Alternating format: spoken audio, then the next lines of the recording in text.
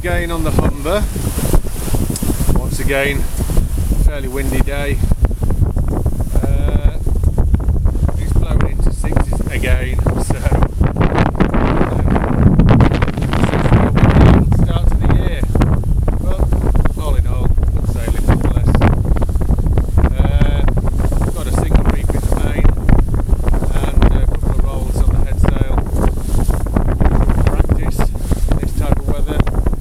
We've got wind over tide now. Going down the river, heading towards Spurn, and the autopilot is doing a fantastic job.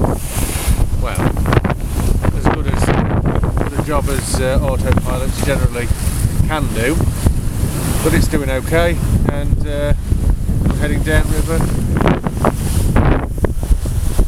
with the tide, so depending on whether I want a battle or not will depend whether or not I actually go down to Spurn